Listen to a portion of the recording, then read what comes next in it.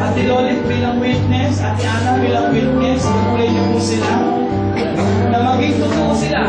Ang Biblia ay kaharap ninyo sa oras na ito. Anumang dulot ng problema o anumang gabing pagdadahunan ninyo bilang pamilya, kayo'y magiging tapat sa Panginoon at sa isa't isa.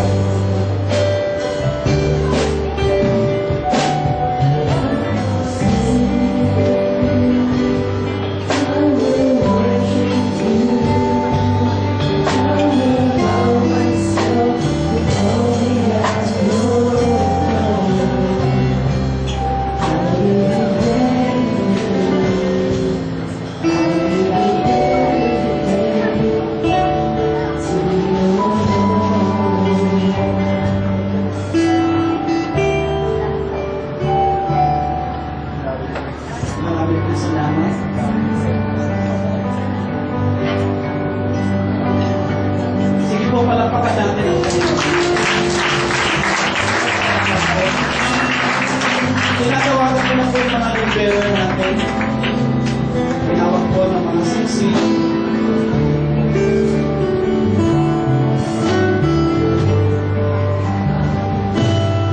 Sino ba mo lang ng mga ako? Bahay na natin. Sino po? Laki po. Pakilabas na po ang mga sisi.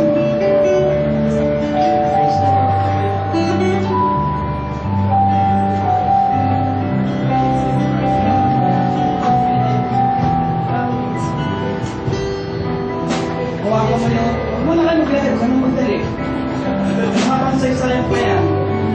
Huwag kayo magmadali. Gusto ko maintindihan nyo bakit bilog ang singsing. Ibig sabihin yung pag-ibig nyo walang hanggan. Amen? At ang pagsasama nyo walang hanggan. Hoy, nakikita pa kayo mamaya na picture. Bakit bilog ang singsing? Ang pagsasama nyo walang hanggan. Ang pag-ibig nyo walang hanggan. Wala siyang end. Hindi yung ako'y nangangako na magsasama tayo sa saya at lungkot mag-isa tayo. Sa ginhawa ako, sa hirap mag-isa tayo. At kapag sobrang hirap, makiwalay lang tayo. Wala akong gano'n. Tama ba? Tama ba? Isa lang po masasabi ko ngayon. Karamihan sa mga church, sila ang nagdidictate, I hate you this thing. Kapag nang gano'n, magsumpahan kayo ngayon sa harap ng Diyos. Sa harap ng mga tao. Can you give a mic, please? Itong mic niya, ano? Bigyan mo rin ng mic. Siya muna. Sunod kayo. O kaya, nasa left side.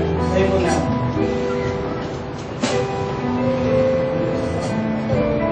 Mangako ka sa asawa mo, bago mo isuot yung singsing na yung sa asawa mo, kung ano yung gusto mo sabihin sa kanya, yun naman ang puso mo, ha?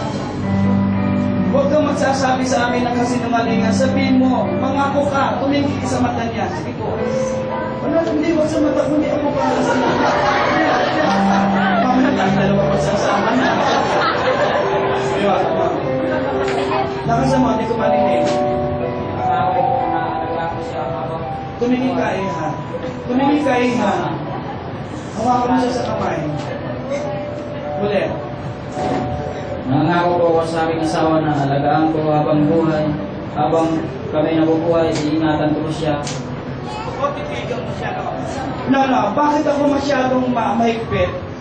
Eye contact is very important. Kapag hindi ka makatitig sa tao na yun, may tinatago ka pa. Titigan mo. Ayan, ganyan. Iiyak na kami si Kuya. Pasensya ka na, gano'n lang pa. Sabi mo totoo. Go. Sa aking asawa na alagaan ko siya habang buhay, habang kami nagsasama sa hirap at ginawa, sana po tatagal pa tibayan ang Gusto kong tanggalin mo yung sana. Ang inyong relasyon hindi nakabase. Nasa decision niyo yung dalawa yun. Your future relies on your decision. Sige po, ulitin natin. Pinapangako ko po sa harap ng Panginoon na alagaan ko ang aming asawa sa hirap, ginawa. Na sana po ay pagkabayan po kami at bigyan ng lakas ng loob kahit na naghihirap po kami. Kung ano man pinagdadaanan namin, sana po lagi kami matatag, malakas. Kahit anong hirap po, kakayanin namin sa tunay na pagmamahal namin dalawa. Sabay natin, nangangako sa harap ng Diyos at sa harap ng asawa mo na siya ang magiging kabiyak mo forever at ikaw ay magiging tapat sa Kanya. Kaya naman di ko siya lulukoy. Pinangako po sa aking asawa, tapat ako sa aking pagmamahal at pag-ibig at hindi ko siya lulukoyin habang buhay. Nilalagyan mo kami. Isabit mo na ang sising, kapatid. Bahala kayo kung saan yung gusto ilagay. Mamaya na kayo mag-away dyan. Ikaw naman ang mga ngako ngayon. Kapatid, pwede bang hawak mo kamay ang asawa mo. Ikaw naman ang tumingin. Saan nilagay siya? Nangangako po ako sa harap ng Panginoon na aalagaan ko po siya habang buhay at magiging tapat po ako sa kanya.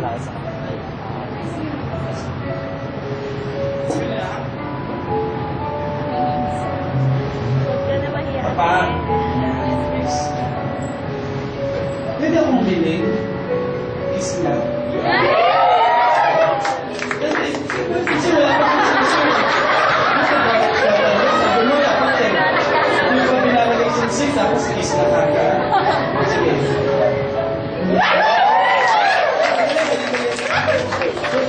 Kuha. Ulit, wala eh. Ulit, kiss ulit. Palakpakan po natin. Welcome ko po ang ating barangay chairman, si Chairman Silvestre po. Okay, ano kasi na, tapos na po. Sabay-sabay tayo maghapunan. Amen? Pagdamutan mo natin ang kaunting napakarami ng puno. Siguro naman naintindihan niyo na ako. Ayokong ay, ganyan, susunod kayo sa akin. Kaya tuloy yung pare mas close sa mga asawa eh. Siya nang didictate eh. Walang karapatan ang pare, ang ministro, mag-dictate. Kaya mo sila magsabi ng kalooban eh. Sige po, nasa yung singsing, tinagawa mo eh. Hawak kamay! Tingin sa mata, walang kurapan yun.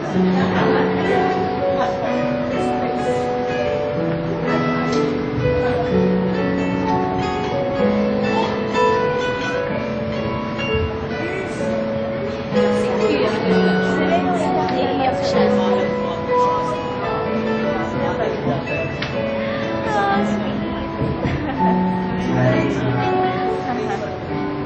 Nangako sa Panginoon at sa lahat ng mga tao nakasaksi ngayon na alagaan ko ang si Ann. Medyo naiiyak po ako kasi 14 years kami nagsama. Sabi niya ito nga. Ito lang niya.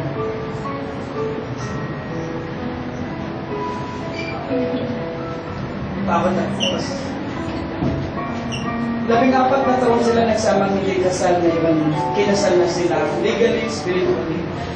Gusto ko po sabihin ko sa kanya magiging tapat ka at kailan pa man hindi ko siya lulukoy kahit nakakalimot siya sa maraming tao ito. Sa harap ng Diyos at sa harap ng pastor ninyo. Ako pinangako na magiging tapat sa Diyos, sa iyo, Ann, sa lahat ng mga tao na at sa inyong pastor. Then yan, I will be your third party. Hindi, kami dalawa niya eh. Doon mo lang. Pakisuot mo naman dahan-dahan. Bakit ba sa akin yun?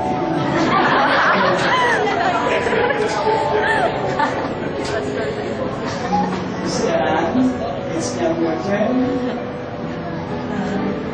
Nanangako ako sa Diyos na magiging tapat kong asawa gagawin ko yung mga responsibility ko. Nangako ako sa'yo na mag-iingat ako ang asawa. Pag-ibig ko lang yung pamilya ko, kasama ng tunay ng Diyos, at hindi ako nagsisisi na stay ako sa kabila ng lahat ng mga pinagkakita natin. Masaya ako na nandito tayo ngayon.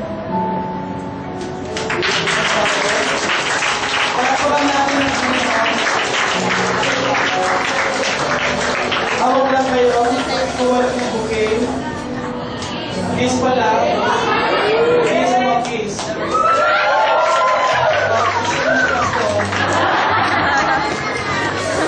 Di ba ho tapos? Alam ko, gusto na kayo. Ladies and gentlemen, now that Joy and Nicarte, Anne and Bill have given themselves to each other by the promises they have exchanged, I pronounce them to be husband and wife in the name of the Father, and of the Son, and of the Holy Spirit. And everybody says, ladies and gentlemen, I present to you Mr. and Mrs. Aldo. Mr. and Mrs. Bukala. Isang silang palakpakan.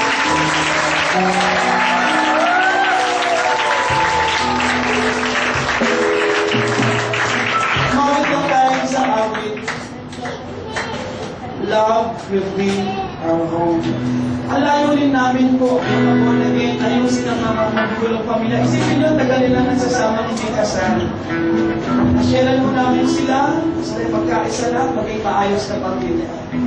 Kaya ngayon, maganda tayong halimbawa, pwede na kayong tumingin, kalimpangan. At walang sino mang tao pwede magmumuli sa inyo, walang religion, kahit pastor, kahit sino. Walang sino. Ang sino mang pinagsama ng Diyos, walang tao sa inyo. Hawak pa rin kayo ng kamay. Forever na. Forever na. Kayo'y mag-asawa na ngayon. Hindi lang mga ugaling pinatilo, ugaling talaga. Hindi na natin kalimutan na pagpus ugaling asawa na ang ilagay natin sa aming puso. Everybody na sing the song na gusto ko kamayan niyo po yung mga tabi ninyo. Congratulate you na kasi nakalimit kayo ng year. Sing this song. Come on. Love will be our home.